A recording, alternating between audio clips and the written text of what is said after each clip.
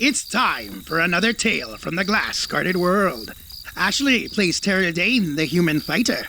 Josh is Zartok, the tiefling wizard, and Gaston, the rogue and bard. Jessica is Coral Pericor, the Genasi druid, and Mama Sass, the half-orc bard and barbarian. And Chris plays Aster Fortuna, the rogue and bard extraordinaire. The Glass Guardians are on their way to meet the gods of the mountain after receiving an invitation from Seafoam Wanderer, the god of love. There is so much to discuss. Can the gods provide the information the heroes need to prevent another climate catastrophe? Will they help the Glass Guardians defeat Laverian and the Neogi slavers? Do they have some other important quest? And will Zartok try to hide one of the magic jars given to him by the far-off one? He wouldn't do that without discussing it with everyone first, would he?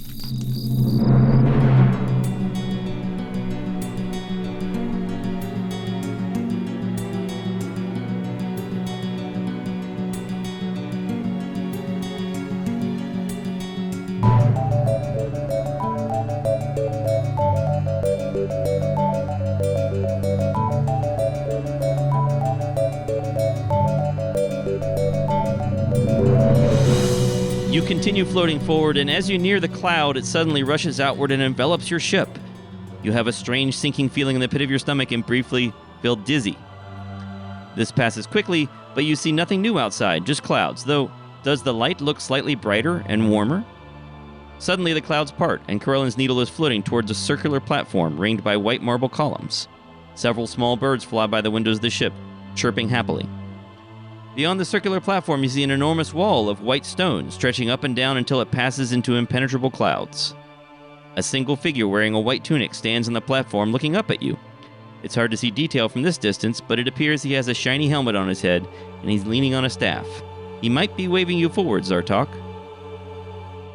And that's where you tell me what you want to do. Oh, right. I forgot how D&D. to do this whole, playing a game thing. That's Yeah. weird.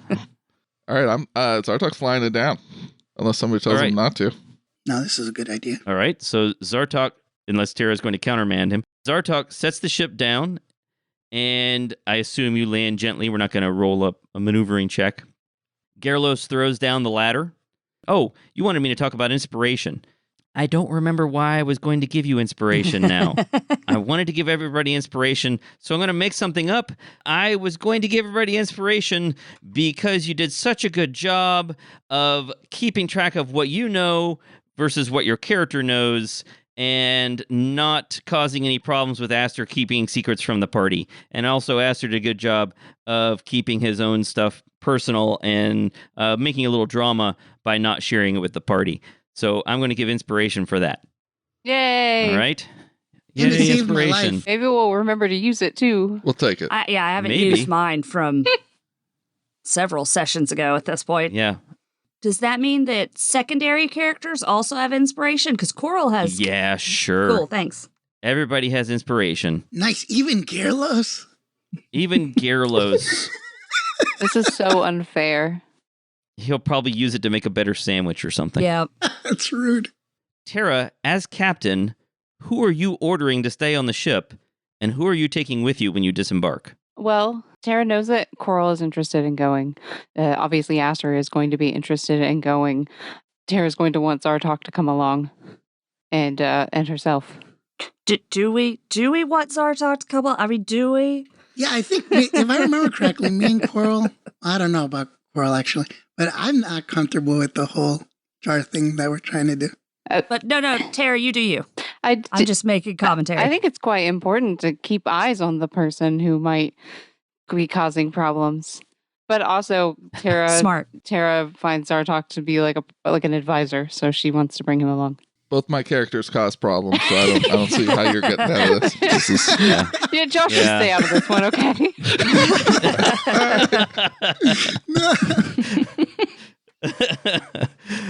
Okay, so Gerlos and Ansna and Papa Gaston and Mama Sass and Lumpin and anyone else who I'm forgetting. I guess Sylphonia, the Magic Mirror, the carry that with Parrot, Am I forgetting anybody else? Wait, can Sylphonia not come? I want Sylphonia to come.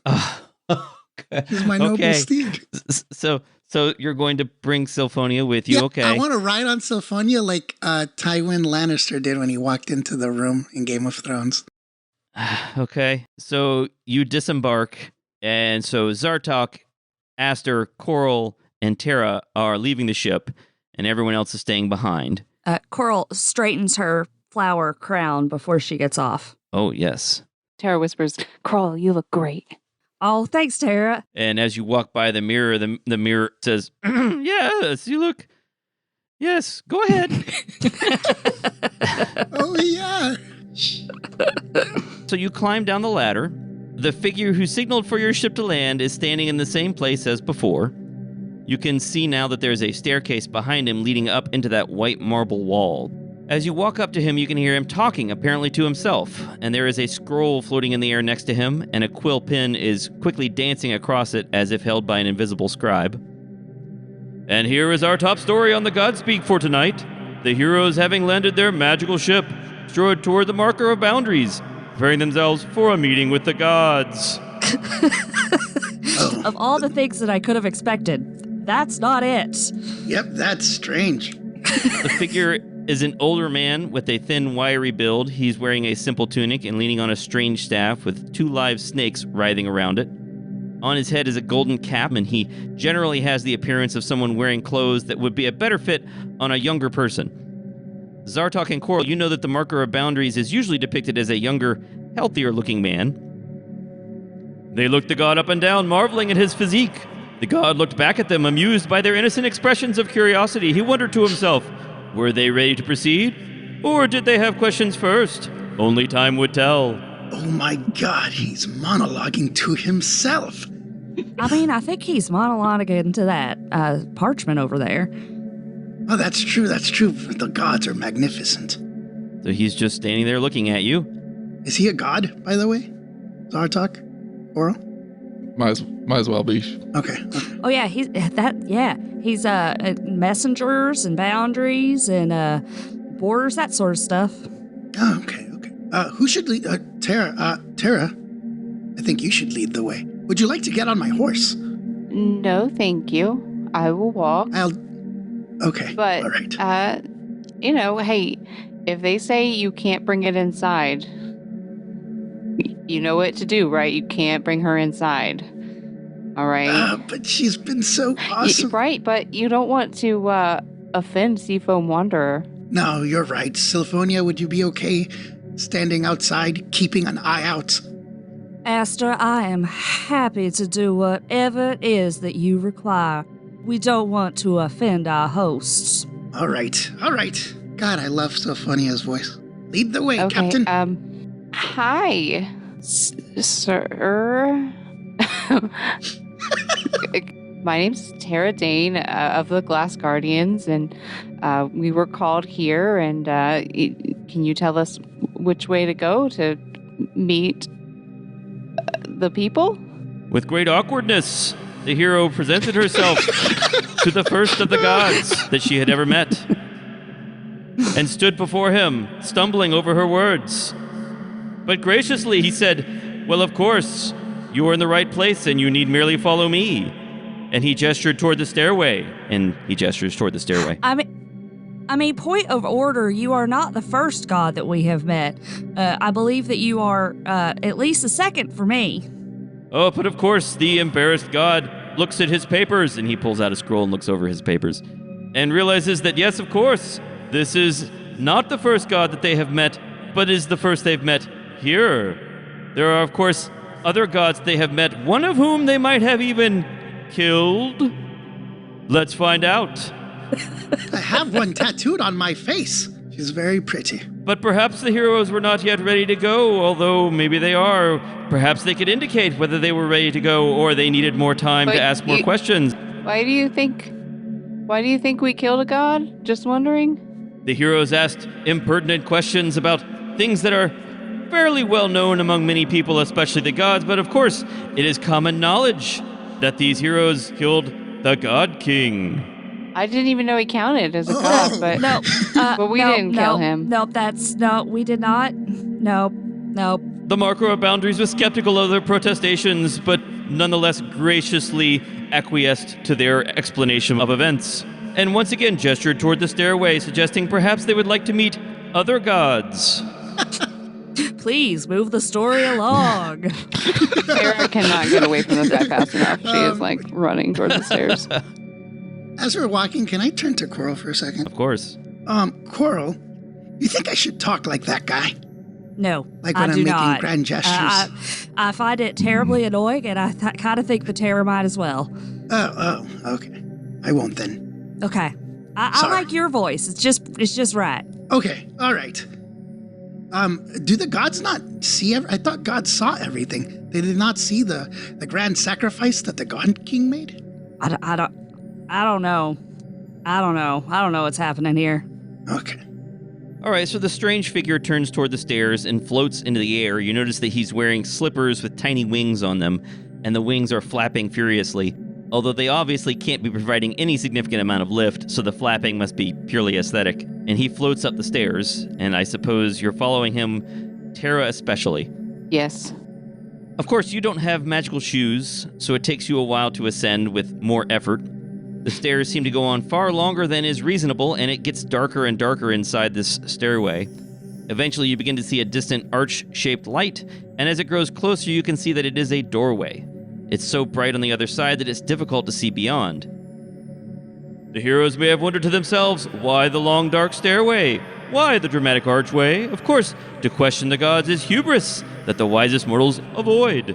But perhaps they told themselves there was a good reason for all of it.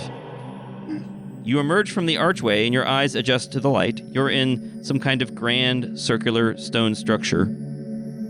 More archways surround the central platform, with each doorway blocked by a pair of enormous bronze doors. Above you is a bright blue sky with puffy white clouds drifting by. Above the walls around the circular platform, you see stone columns rising into the sky, probably some distance away. The air is warm but comfortable, and a soft breeze drifts past. You can smell a hint of jasmine. Aster, did you lead Sylphonia up these stairs? I would float her up the stairs. There's not enough room for her to fly, Oh, but you could can a lead her horse up go the stairs. steps? I mean, yes. Okay. It's not... Okay. I don't think it's easy for a horse to go up a long stairway, Yeah. but if you want to do that and arrive a bit after everyone else, then I guess you can do that. I will ask my horse because she has a voice.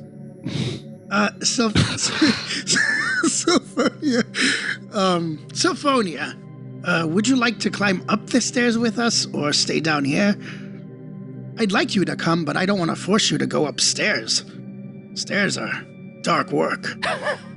Asta, I am here for you. If you need me with you, I am happy to climb those stairs, both metaphorical and physical, to be with you. You are awesome. Yes, please come with me. Though if they tell us that you can't, keep a lookout, you have sharp Pegasus eyes. I don't know much about your I forget. species. Can we all hear her voice, or is it just Aster being crazy and talking to himself? I don't remember. That's up to her because she can she can communicate telepathically to me. I don't know if that works. Like, can she speak out loud? I don't know how Pegasus I think it's works. just a private conversation, right? Like we all just hear you talking, or are you talking telepathically to her? Just want to know. I think I am talking telepathically to her, so I do sound like a psychopath. No, if you're talking telepathically, you won't sound like a psychopath. I think she's talking telepathically. He's speaking I might loud. be talking out loud Okay, because that's I don't good. know. That makes you sound really normal. Cool. But yeah, I'll take her with me. So, 3 figures stand in the middle of this circular space, looking at you expectantly. You see a tall woman that you immediately recognize from Aster's face tattoo. Beautiful, barefoot, and draped in a simple cloth, she stares unblinkingly at Aster with a slight bemused smile. The middle figure is a towering, broad-chested man with a long white beard. He's wearing a tunic with gold embroidering, and he smiles at your entire group. The first 2 figures appear slightly larger and grander than ordinary mortals, but the third figure is slighter and closer to ordinary human height. She is wearing some kind of animal skins and leather sandals. Her hair is short and roughly cut. She has a bow and quiver across her back, and she looks somewhat impatient. Marker of Boundaries floats back behind you, gesturing for you to step forward and says, "The heroes, Terra, Zartok, Aster, and Coral, walk toward what informed sources say will be a meeting with Destiny, knowing that the messenger of the gods will be waiting to escort them back to their ship when the time comes." So joining us today to represent 3 of the gods are our old friend Shaun. Hello, hello. And our listener and new friend, Christine. Hello. And my oldest friend, Liz. Hello. Who's my wife. And they're going to be playing Skyfather and the Great Archer and Seafoam Wanderer. And thank you all for joining us. Do you guys want to... Yes. Yay. Do you guys... It's nice to meet you guys. Do you guys want to promote anything while you're doing our intro here? Shaun does a lot of cool art that he wants to promote. Oh, yeah. I mean, you guys have heard me before if you've listened this far in the show. Shaunmakes, Shaunmakes.com, whatever. Listen also, to House of Bob. Yep. Glad to be here once again. Always a fun time. Christine, do you want to plug anything? I have nothing to plug, but thank you. All right, great. Liz, do you want to plug anything? I sure don't. Okay. I love it when it's easy. Your listeners.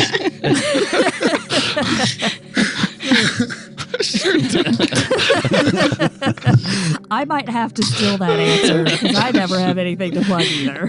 Okay. What do you do? Walk forward to my meeting with Destiny. I walk forward and awkwardly bow. I'm in shock because it's the first time I see Seafoam Wanderer physically in her form. I tap my face. Does the face look like the person? Sure, yeah. Uncanny. Okay, cool. I always think of the artwork that one of our Pavel viewers did, yes. saw. Yeah. Yes, I showed Liz that last night. She thought it was funny. So you have to take it from here. This is up to all of you what happens next. Hello. I'm Terra Dane, and these are my friends. This is Zartok, this is Coral, and this is Aster Fortuna, and also Sylphonia. Welcome, welcome, welcome to our little slice of Arborea. It is my pleasure to meet the 5 of you, the Glass Guardians. I am Skyfather. Dang, he's smoldering.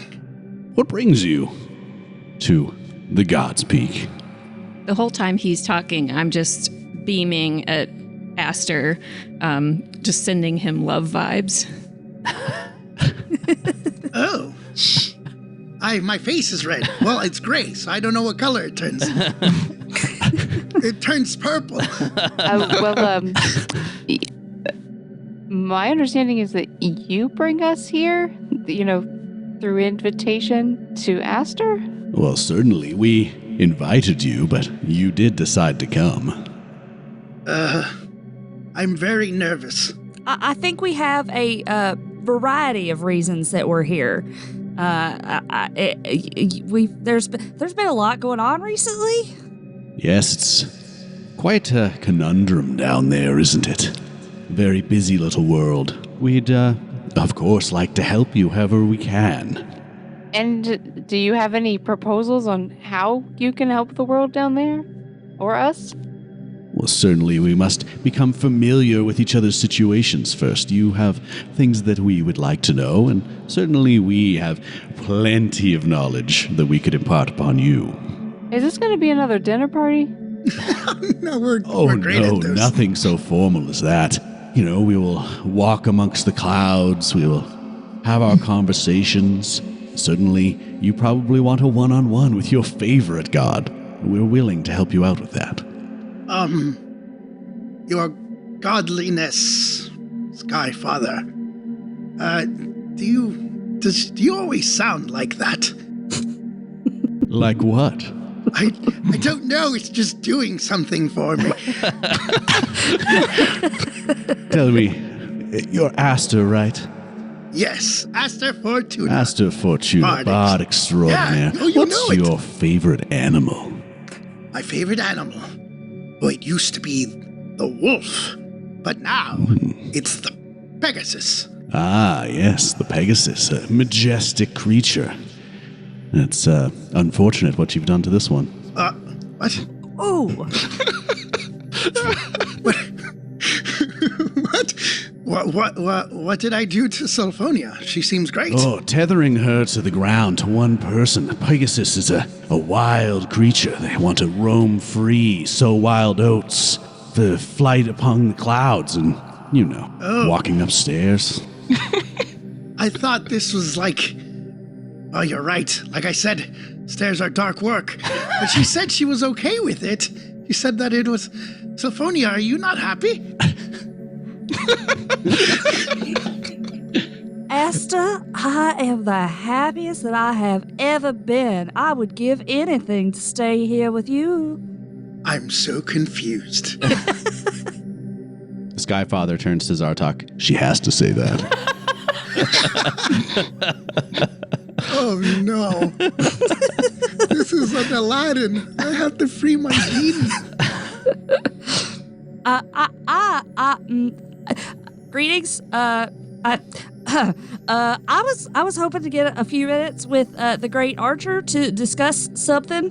Oh, absolutely. The whole time that Skyfather has been talking, the Great Archer has somewhat imperceptibly rolled her eyes a little bit and has just been faintly tapping her foot, but is very happy to meet with you and kind of gestures. Come, let's walk, and kind of gives a sidelong glance over at Skyfather. I'm gonna look to Tara and kind of point questioningly towards Great Archer and make sure it's okay that I skedaddle. Splitting the party. Tara has like a proud look on her face on behalf of Coral and kind of gestures, like with her hands, like, go ahead. I go. Coral steps aside with the Great Archer. What's going on with the regular group? We'll cut over to them in a moment. What's going on with everyone else? So Tara is going to look at Skyfather and tell me, what do you know of the problems down below, and what are you said you have some issues that you need solved? Oh, well, Tara. Tara or Tara? Tara. Tara. It's a point of confusion amongst the lots Point of confusion amongst the gods. How to pronounce your name. It is a very beautiful name. Before we continue with the important topics of the day, what is your favorite animal?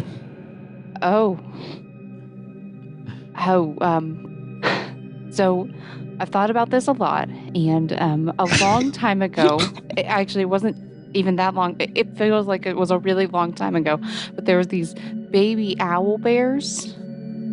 Yes. And I think that's my favorite. Very adorable. That's my favorite. I can do an owlbear, no problem. Specifically in the small form, because the bigger one that I met, the bigger several that I met, a little bit not as cute. That tracks. As to your question, what do we know of the problem? I mean, I am constantly assailed by problems. Our worshippers, they pray just about anything. So currently on the docket, I have a man who has chickenpox.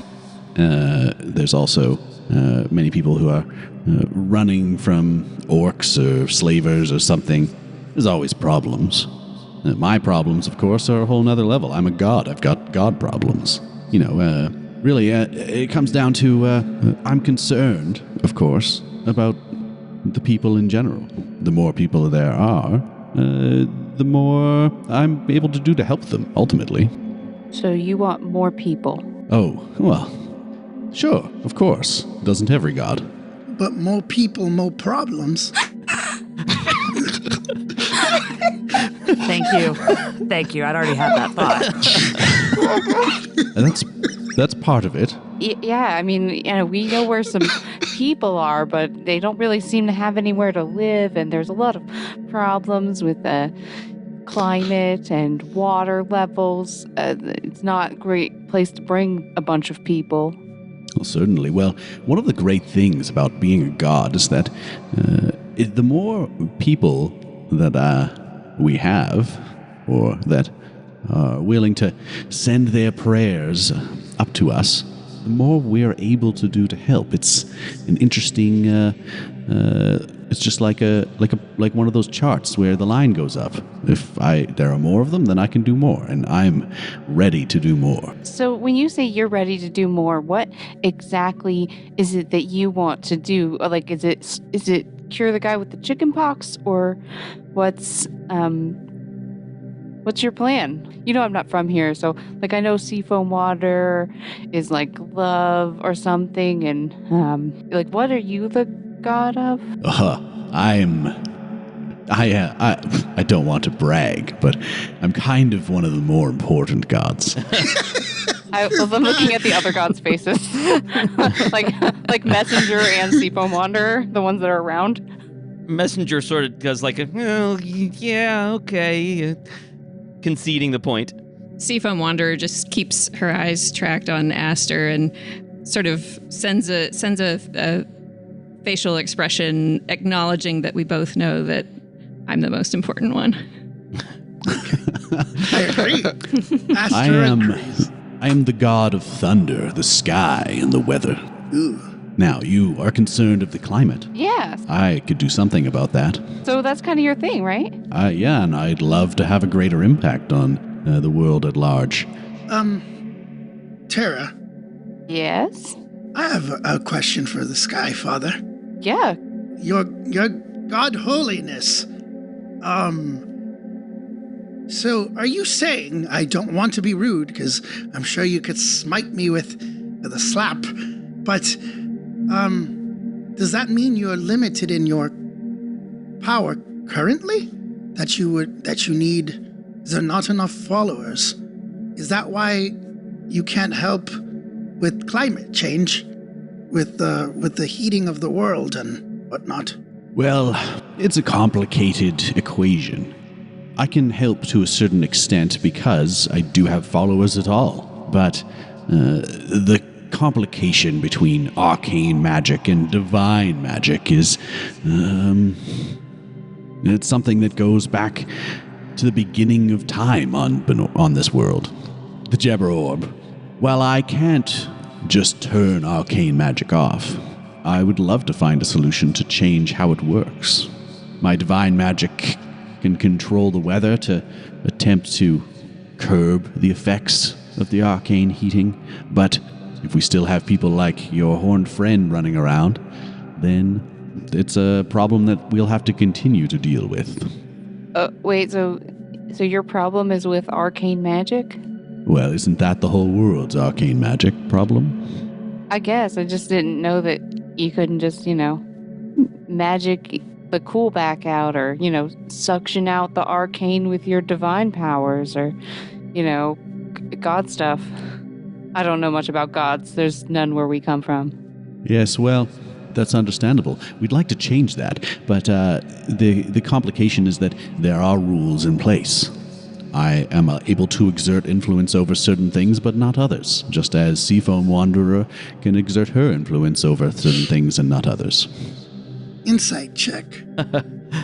All right. I would like, what I'm trying to glean is, because it sounds like he's really hungry for some people, and I just want to see, does it look earnest that like they're limited, that they can only do a certain set of things?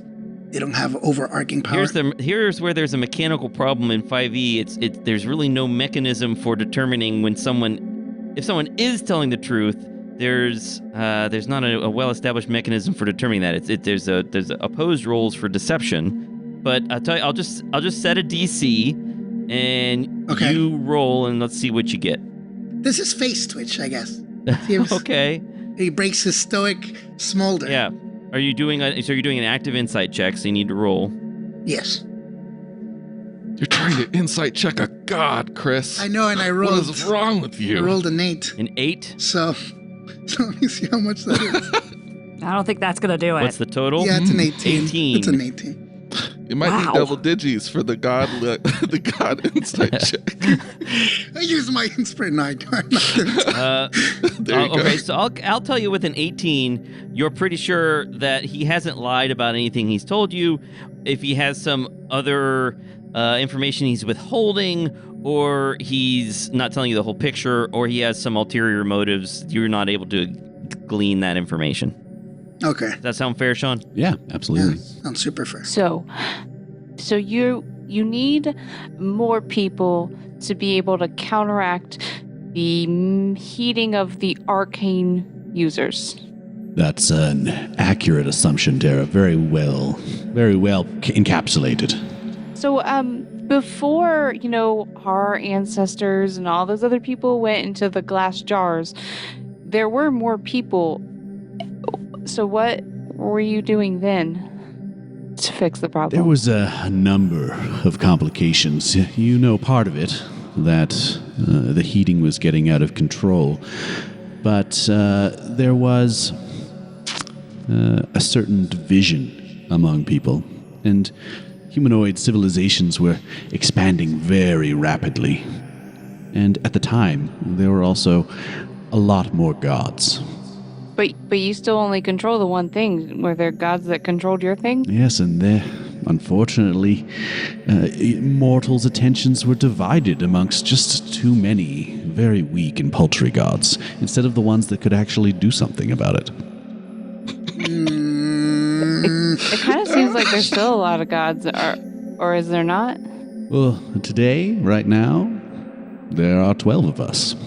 Does that include, the God King was down there, and then there's, the far-off one over there, Well, that? the God King you did kill, so he's off the list. And then We didn't kill him. Sure. And then the far-off one, well, I don't like to count her. So there's more than 12 is what we're saying. But I think that's it. Well, I don't know. I'm always learning new things about this world. There are some other lesser gods, but I think Skyfather is correct in just saying basically they don't count. Like I said, most important. Right. So our solutions are you get a whole lot of people that pray to you to fix things, or no one uses arcane magic. Which seems incredibly unlikely, doesn't it? Yes.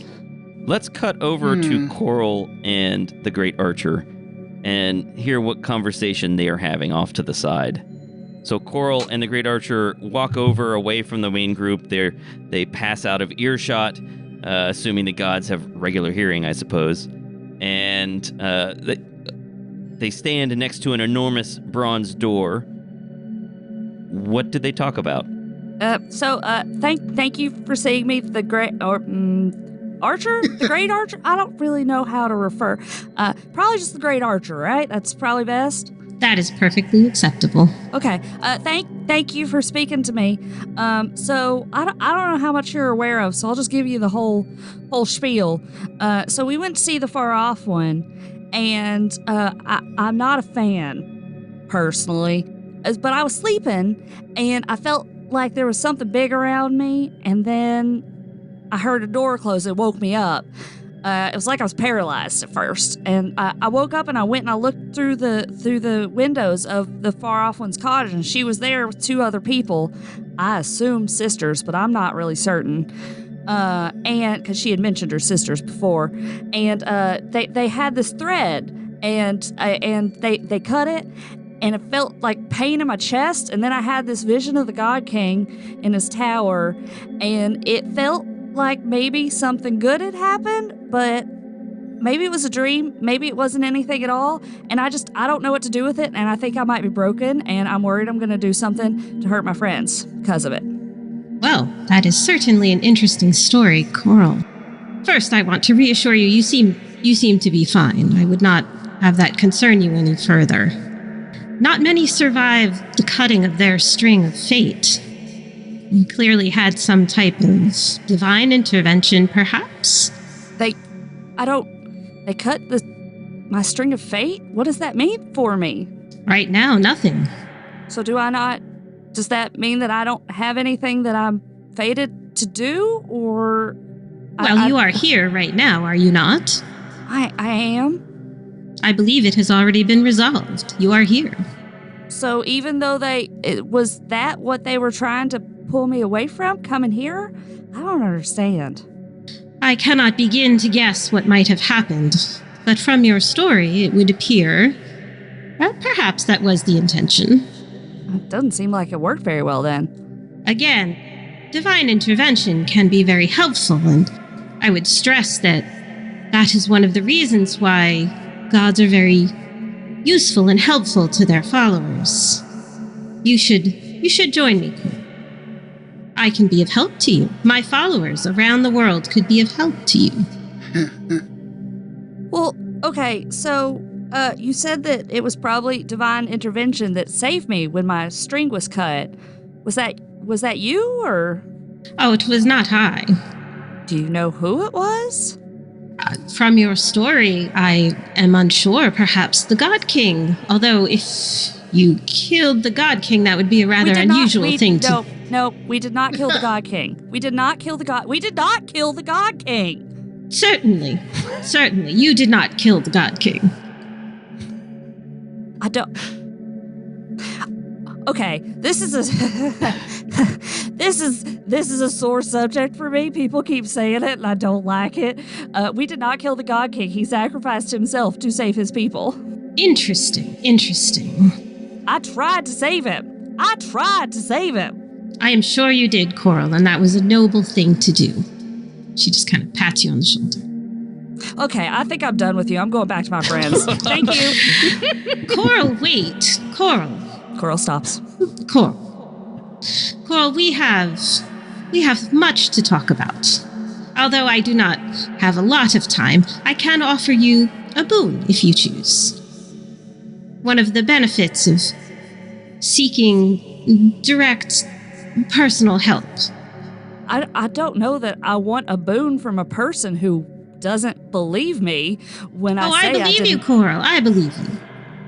I'm gonna follow Aster's. Okay, you're gonna make an insight check. Yep. I guess we have to ask: does the great archer believe her now?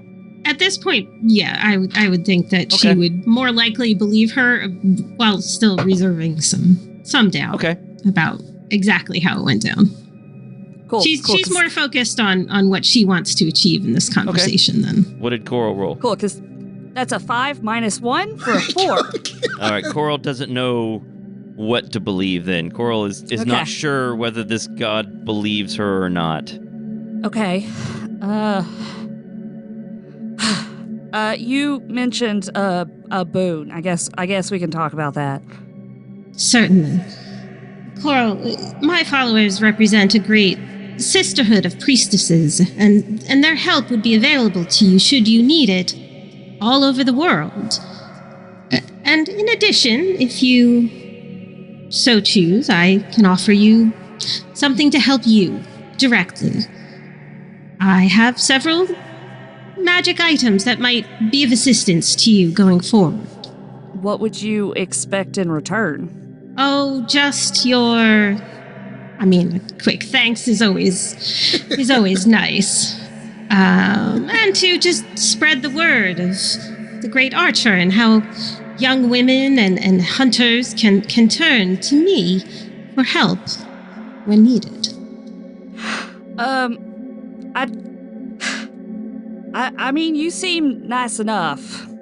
I've never been much for the gods, like, just nature's always been enough for me. So I don't know. Would a staff of the woodlands change your mind? I'm a pretty big fan of my staff of the tiger. I don't know. Well, she looks thoughtful for a moment, like going through her inventory. Why don't we cut back over to the group? We'll return to Skyfather talking to the rest of the group.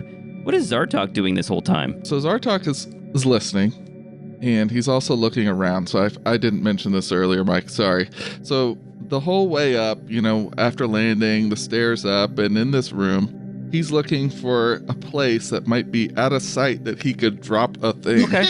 And trying to wonder how he's going to do that. So he's sort of waiting he's anticipating that Aster's going to run off with the god of love. Right.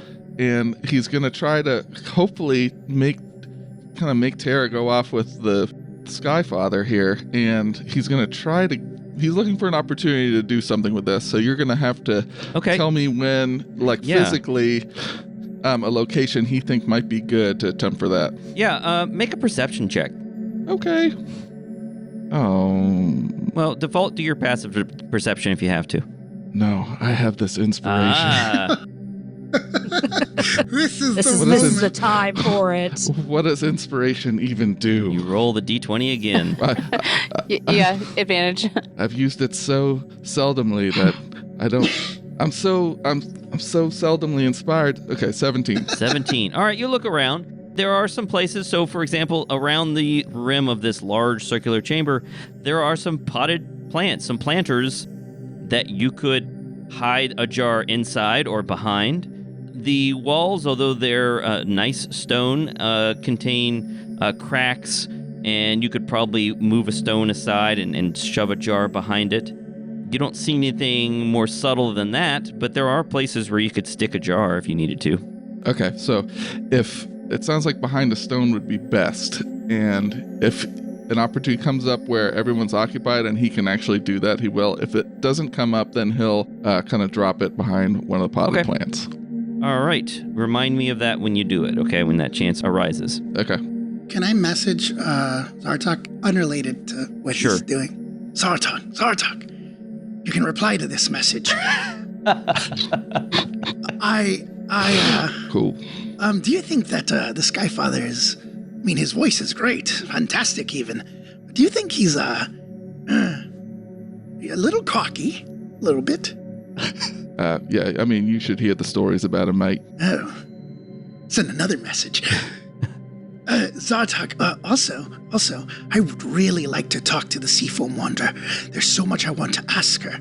I also want to, again, apologize for not telling you earlier about the invitation. I know that it was rude not to share the information, but you do know that whatever the crazy witch lady is planning, I'm just very uncomfortable with it. So are we still trying to figure out if we're going to have a conversation about that with the gods? Do you want me to bring it up to the Seafoam Wanderer? Oh, no, you shouldn't bring that up at all. We're exploring our options. So, yeah, don't bring it. They didn't seem to like us, so don't bring her up. Also, if Skyfather turns into an animal, don't be in a room alone with him. What? Yeah. Just don't do it. What does that mean? All right, I'll make sure that Sophonia is... Do you want to be with me? To protect me? We cover each other's back. We can stick back to back and rotate in a circle. No, yeah, you just don't be alone. That's all. Don't worry about it. Just anyway, yeah, don't bring up our other proposal, and let's hear what they've got to say. Okay, and you'll let us know what the plan is. You will talk to Captain Teradane. Yeah, I think after this conversation, we'll all agree on the plan that we're going to follow. Okay. And none of us will separate and do anything different against any of the wishes of the group. Why would you say that? That makes me want to insight check you. No, you can't insight check a fellow player. That's against the rules. It's in the handbook. Oh, is it? I won't do. I don't think that's accurate. Oh, is that not real? No, it's on page 257. I'm going to insight check, but I'm insight checking Josh. Yeah, exactly. No, you can't do it because it's against the rules of the game. The two of them have a secret conversation. What is Seafoam Wanderer doing? Is she still just looking directly at Aster?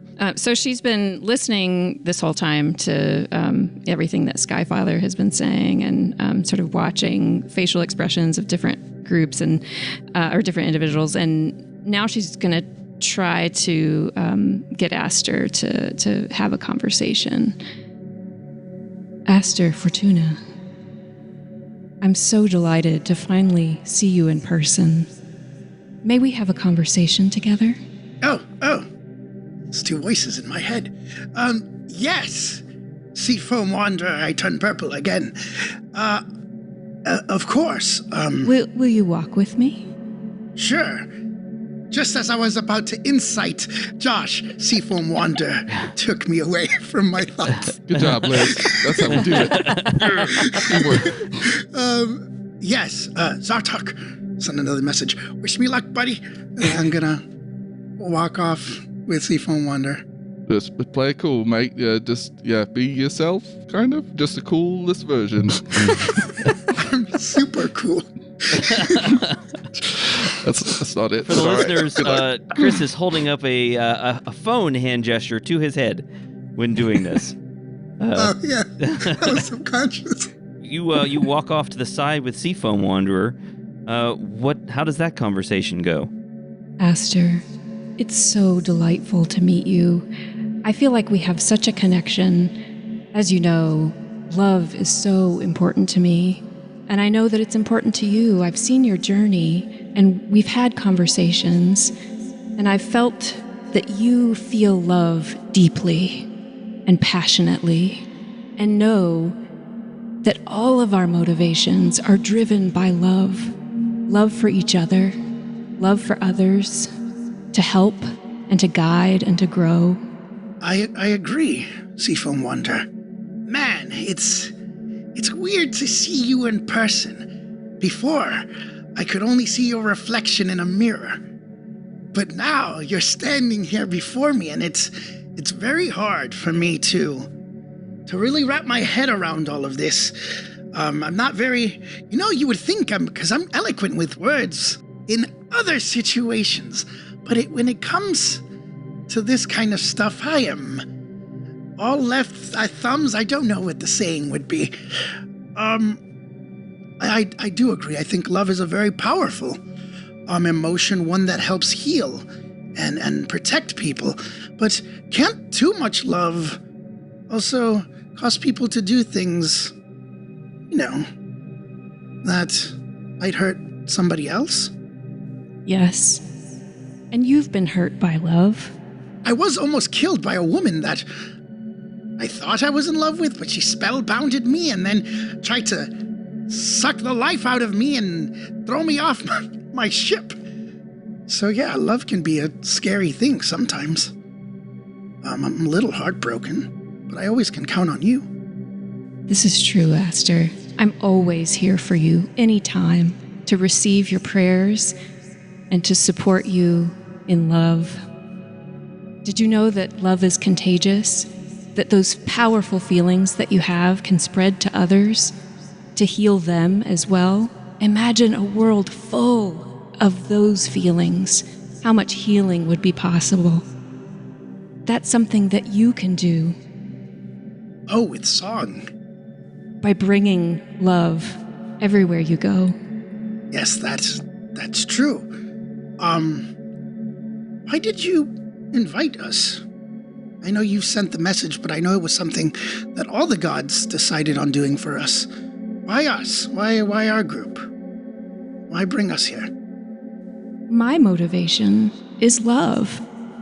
We see the suffering in the world, and we see the hurt, and we know that we can help, and we need partners like you, Aster, who can help us. And that's the only solution? Is to spread love, spread whatever the Skyfather spreads, and the archer? Like, each of us? Are you guys trying to recruit? Because you already have me. A tattoo of you on my face. Which brings me such delight, Aster. I want to abuse the infrastructure on that. Yeah, it's crazy. I didn't know this was going to happen, by the way. It moves, kind of. It's wonderful. Yeah. It's giving me strange looks, though, by people who don't understand the beauty. Either they're marveling at the beauty of the Seafoam Wanderer, or they're wondering why there's a woman on my face. It's one of those two. I think it's the one where they're marveling. So, I feel very connected to you, Aster. And there's so much I'd like to ask you. Go ahead, I'm an open book for you. I would like to know where you're from. Oh, darn. I'm saying this in my head, I didn't have this prepped. Well, we're a world in a jar, which, back in the day, I thought, man, our world is so big and beautiful. Then I popped out of a jar and it was minuscule and not as wonderful. People suffer in our world.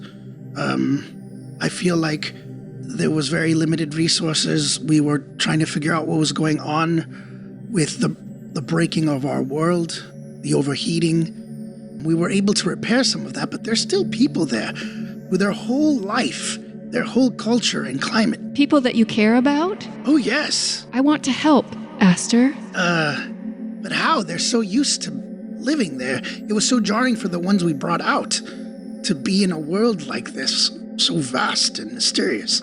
How many remain in the jar? Millions. I don't know. Thousands? There's a lot. Oh, Aster, it hurts to hear of so much suffering. I would love to help. But isn't it important? Shouldn't they be there until we solve the heating problem? Which I want to do. I want to help. I'll tell you this. I don't know much about my birth or where I'm from or who my family is, but I can tell you that my parents, if you will, are here with me on the ship, and I love them and I want them to be happy, and I'm sure they have loved ones in World 83, so anything you could do to help them, I would be very appreciative of.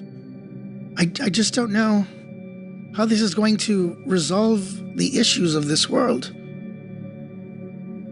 Love will heal the people, but it won't. Will it solve the suffering of an overheated planet? That's what this is called, right? When people feel loved, it allows them to free up the resources that they have to solve problems. So by increasing the amount of love, you're increasing the skills and the problem-solving abilities for people to fix problems that they have. And this will make you potentially the Skyfather and the Archer all much more powerful and more capable of helping everyone? Of helping, yes. I want nothing more, Aster. It hurts me deeply to hear of the suffering. Is that true? Of course it's true. No, Yeah, was that Chris or was that that Aster? was Chris. Oh. I don't know how, with insight, I don't know about, because there's things that, it's not a lie detector test. And I don't know when is appropriate to use. She's tattooed to your face, man. You're gonna believe whatever she says. Yeah. Would yeah. Aster even ask this question? Yeah, you're right. I don't think I would. She's tattooed to my face. She's been nothing but lovely. I have no reason to not trust you, and you've protected me so many times when Nondel the Nimble tried to hurt me and the people I cared about. The Skyfather says that I'm tethering my Pegasus or something, but wasn't that you who brought the Pegasus to me? I thought you were giving me access to some majestic creature. Is that not the case? Am I abusing this animal? You are not abusing the animal. Your intentions are all love. Well, And it's clear that Symphonia loves you back. I hope so. Now I can't tell if she's supposed to say those things or if she truly does like me. Did you put a spell on her to say those things? No, but I did use a spell to bring her to this plane, which I thought you gave me access to. Yes. Okay. Well, what is the next step? Well, because I want to help, I want to know more about how I can help spread love into your home, into the jar. Is there a way to leave the jar open? I don't know all the logistics of what it means to leave the jar open like that and how that could impact the glass jar or the people within it. I would have to discuss that with the group. But I could also, is there not a lot of people here? I could fly around on my Pegasus singing about the seafoam wonder wherever I go. Do we need to do more than that? More drastic measures? Well, certainly anytime anyone asks you about your face tattoo, you could tell them and spread love in that way. I'll move my cheek so that you dance before them. Delightful, Aster. All right, I'm going to cut back to Skyfather and Tara and Zartok now. Tara is just going to continue asking him questions. What kind of questions? Is that why you guys don't like the far off one so much? Is it, because everything's bad because of arcane magic? Or, is there something else? The far off one is an interesting character. Oh, yes, she is. Yes. She claims to be the goddess of arcane magic. But she really doesn't have any control over it herself. I find, and what I observe, is that she takes, but does not ever give back. She absorbs the prayers of wizards and sorcerers, those who participate in the use of arcane magic, but she can't control that power, and she can't stop it from giving off heat. She's a taker, Tara. She's not a giver. What was your meeting with her about, anyways? It was confusing and vague. She would be vague. Yes. Yeah, I think she's scared a couple of my friends a little bit. Do we scare you? I hope not. In a different way. Exciting. Zartok, they're chatting, and the other folks have walked off to the side. Are you going to try to wander away, or what are you doing? Yeah, he'll start kind of walking away slowly. He's looking around, kind of like at the architecture, touching things with his fingers, just faking like he cares about it, but he's really looking for a good time and spot. Are you going to try to be super subtle about it? Yeah. In other words, are you going to be subtle enough that you attempt a sleight of hand check? Probably. Is there anything you're doing to assist yourself in being extra sneaky? I don't know that I trust anything because there are a bunch of gods in the room. I don't know what their powers are exactly. Sure. I know they're not omniscient. Right. So that's good. Do you have your port-in rolls? I do. Well, I got to make them. Okay. And I think Liz was so inspiring that I'm just going to give myself inspiration back. So I think that's another tool in the toolbox. So I'll make those rolls here. Oh. Huh. I love that you can do that for yourself. It's Liz that did that. I did that, yeah. Yeah. Okay, so I got an 11 and a 19 on port and roll, so I can use that 19. That would help. Okay. It would still only be a 20 total, but that's not bad. No, that's pretty good. And he'll try to look for maybe behind a stairwell, a time when the what's that other god's name? The boundary god? Boundaries. The marker of boundaries. What's he doing? Is he looking at everybody, and is he still talking to himself the whole time, or is he quiet? He's actually recording the conversation between Tara and Skyfather. Okay, so he's busy doing that. So right. If Zartok walks away, that'll be a good time. Is there like a stairwell he can kind of hide behind that has a potted plant? Or... There's the one you came up. Okay. Yeah, there's a stairwell you came up, and there are some potted plants nearby. Okay, he won't try to move a stone or anything. That's probably too much. So okay. he'll use that 20 to drop sleight of hand, drop it behind a potted plant somewhere in the corner. All right, you drop that little jar behind a potted plant. Presumably they don't clean up a lot, and this can be here for a while.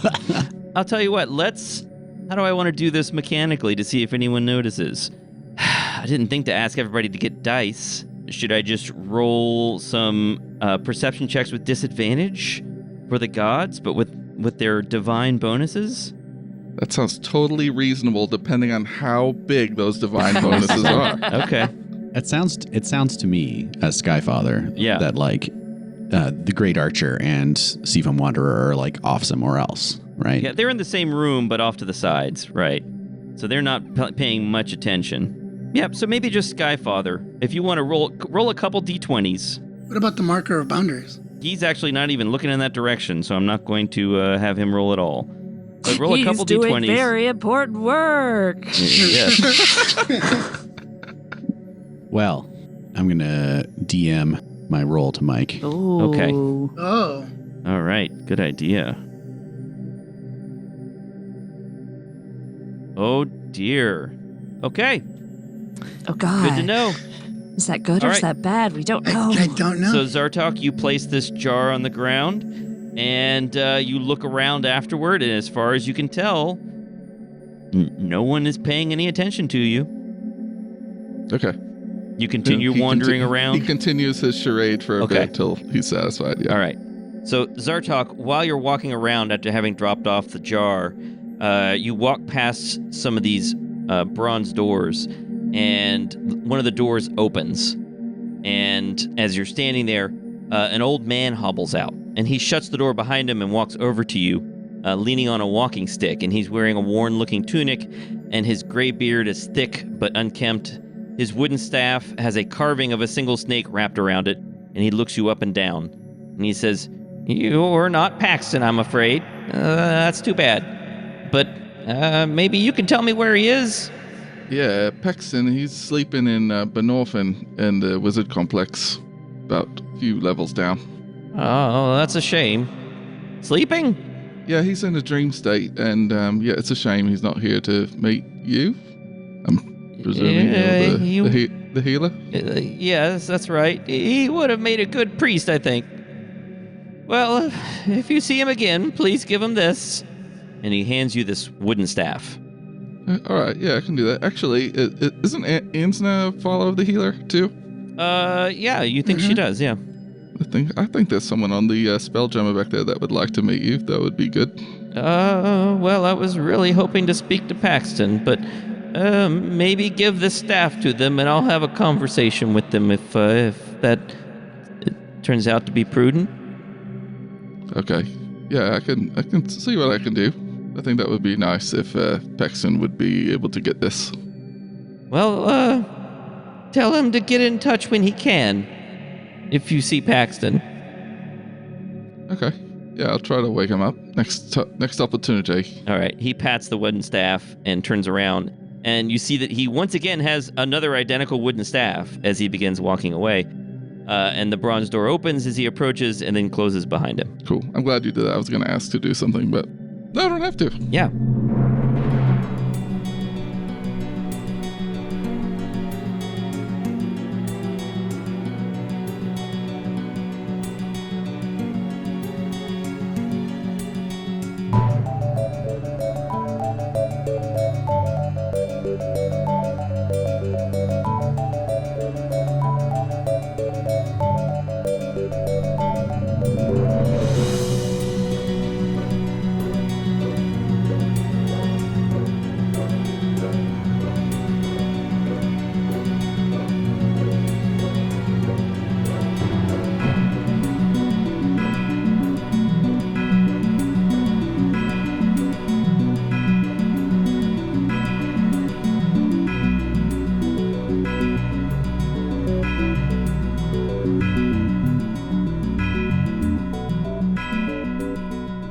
I want to ride on Sylphonia like Tywin Lannister did when he walked into the room in Game of Thrones. And then Okay. pooped on the hall. Okay. Oh, Sylphonia's not having any of that. She will not be pooping anywhere in public. She's a lady. All right. You know what I just realized we forgot to do? What?